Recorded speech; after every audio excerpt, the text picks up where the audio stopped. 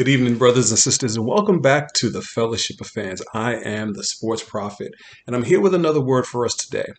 Yesterday, something very interesting happened in the world of sports. No, not in basketball or hockey, but Carl Nassib became the first active NFL player to come out as a gay man. This is interesting for a couple of reasons. First of all, we've never seen it before. No matter what we may have thought before about another player, this is the first player to come out and say, yes, I'm gay. And then you saw the immediate responses of so many who came and gave Carl Nassib a lot of support and a lot of love, and it congratulated him on coming out and the courage that it took, and it brought money in for the Trevor Project, and it became a big story. And it also made other people start to say, well, is it a big story? Why should we even be talking about this?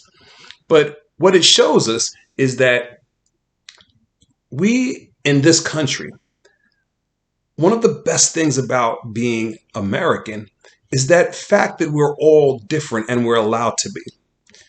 Believe me, just because a lot of people showed support on social media, there were also a lot of people who don't agree with Carl Nassib. And there are a lot of people who are afraid to speak out about disagreeing with Carl Nassib because of cancel culture and because of their own brand.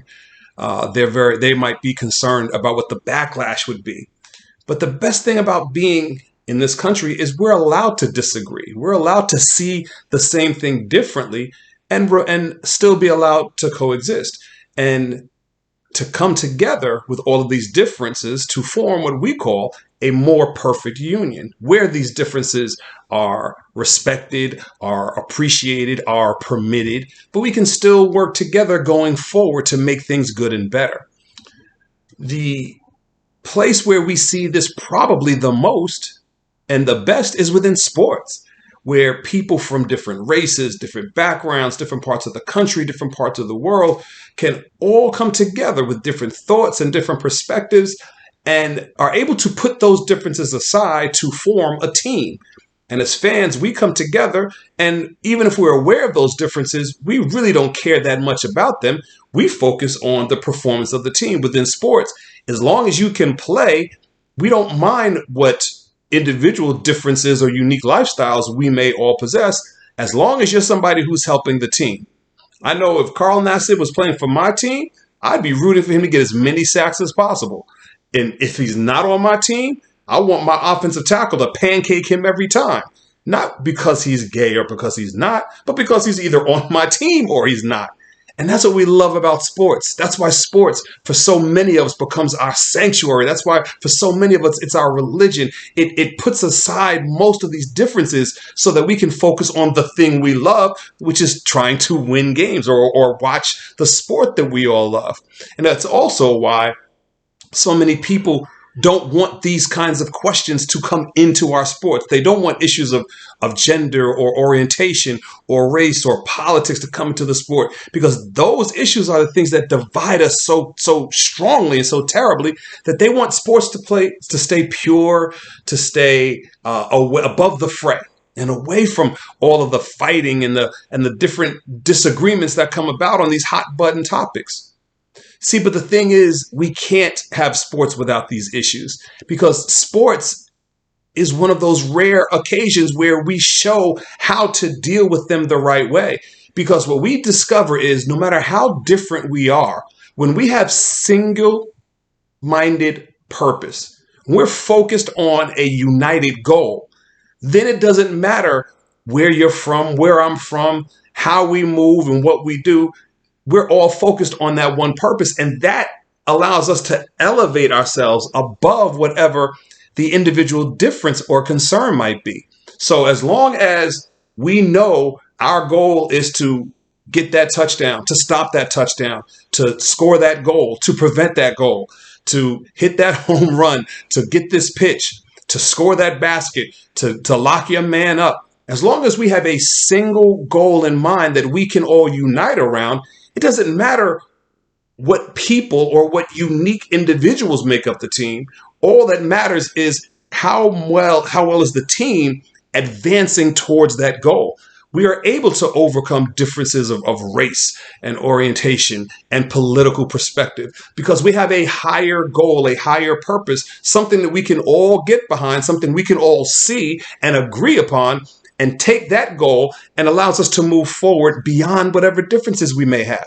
And that's why we need to use sports for conversations around race and gender and orientation and socioeconomic differences and disparities of all kinds in our country and in our world. Because sports actually gives us a way to get beyond these things and produce real and tangible results.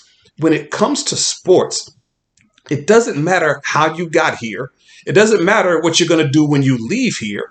All we focus on is what we're doing right here and right now, while we're on the field, while we're on the court, while we're on the ice. And that allows us to clear our minds and not ignore the other things that are going on, but to rise above them with whatever higher purpose we can unite ourselves around. And those lessons are too valuable for us to ignore. And we need to use what sports gives us in the larger context of society. And that's why we have to talk about these things within the context of sports, because sports is one of those few places in our society that actually gives us some answers. In most other circumstances, when these issues come up, they become hot button topics. They become topics of conversation that we just can't get beyond. But within sports, we're not stuck with that paralysis by analysis mindset, and we don't separate to our own corners and ignore them. We have a goal that's so big, so important to all of us that we're able to move past differences. And that's the larger lesson that we have to learn. If you disagree with Carl Nassib, that's fine. That's your choice. If you support Carl Nassib fully, that's great. That's your choice. But what we have to understand is that Carl Nassib has the freedom and the right to live his life as he chooses and should be free from any judgment or backlash or anything coming towards him for being who Carl Nassib chooses to become. And if you are a fan of his team, shouldn't matter what he does or who he loves or how he lives. You're going to care about, is he performing on the field? And that's how we should all move and function. And that's how we should all operate in a larger context. Stop trying to figure out who the good people are or who you agree with and who you disagree with, and find what shared goals we have. Find the things that we can unite around, and that's where we're going to start to see some forward movement, and that's where we're going to start to see some real victories in sports and in our entire society. I want us to really take this opportunity. And again, you don't have to agree with Carl Nassib. You don't have to support Carl Nassib if that's not what you choose. But what you do have to do is let Carl Nassib be Carl Nassib and continue to support the things that are important to you without trying to prevent somebody from operating within what's important to them. That's what sports does. Sports unites us. Sports builds us up. Sports elevates us above the other things that most parts of society are not able to get past. So Carl Nassib making his announcement, it is a big deal. It's a big deal whether you agree with him or not, because it's another occasion to show the power of sports to handle difficult or uncomfortable moments. That's why this is a sanctuary, because we can hide from pettiness and foolishness and nonsense, and we can show how to move forward even in moments when people are uncomfortable, and especially in moments when people disagree.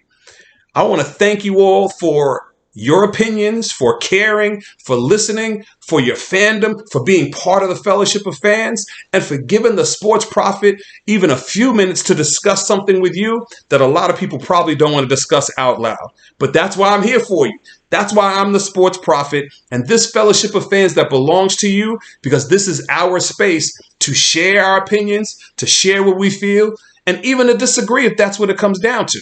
But what we do know is that we love sports to the degree that our disagreements won't send us apart from each other. We're going to still come together and root for our teams and root for our players and continue to love sports and build this fellowship, this sanctuary that we love so much. And that's the power of sports, my brothers and sisters. I want you all to have a wonderful evening. Enjoy game one tonight. And we're going to be back tomorrow to talk about some more stuff. Let's go.